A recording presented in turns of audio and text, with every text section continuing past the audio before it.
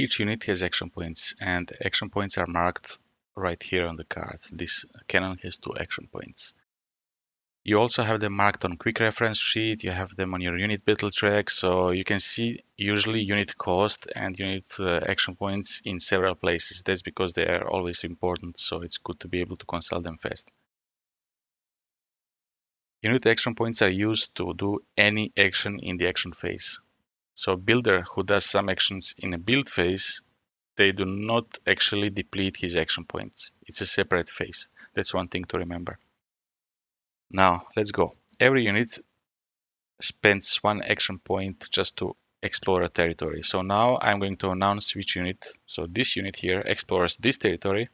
Player to my right should say a number from 1 to 6, as you have 6 sides on this territory, and you have stars from 1 to 6 in clockwise direction.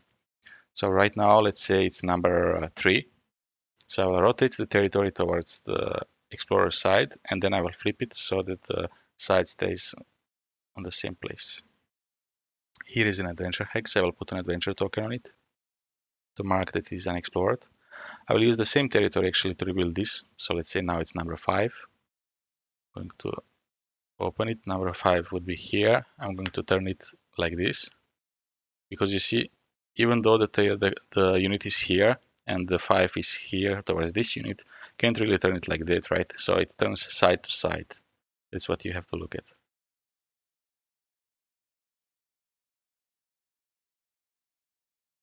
There is another adventure hex right here, which is good for me. So right now I'm going to show you the units just so you know how many action points they have, what those units are. So there is a builder here, which you could already know because only a civilian unit can be placed on the same hex as the military unit at the start of the game. So here you have a swordsman, and here is a hero. All 3 of these units have 2 action points. I actually put 3 action points in my hero, so it can move a bit more. Moving on grassland requires 1 action point per hex, and moving on rough terrain like forest and hill requires 2 action points per hex.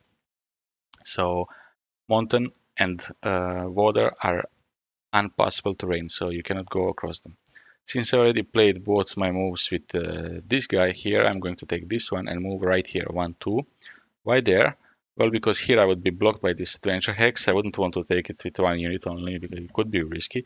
And at the same time, I bring support to this unit who will try to explore this adventure hex here, because now I have 2 units here.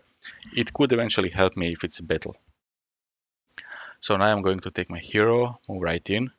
What happens now is that you draw a card from the adventure deck. Let's see what happens.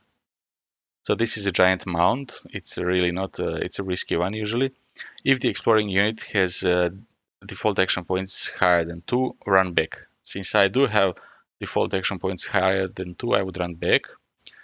You see, if it had only 2 action points or less, then you would have to roll 2 dice. And you would have to roll the icon depending of the unit type. So if your hero is a ranged unit, you would have to roll an arrow to escape actually.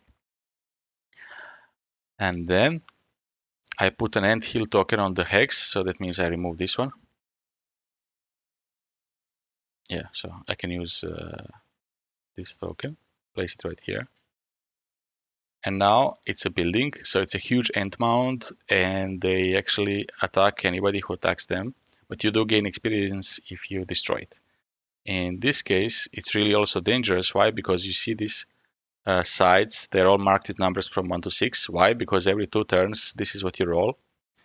And what happens then is I rolled 1, so the colony will create another colony in the direction of the roll. So that means right here in this case.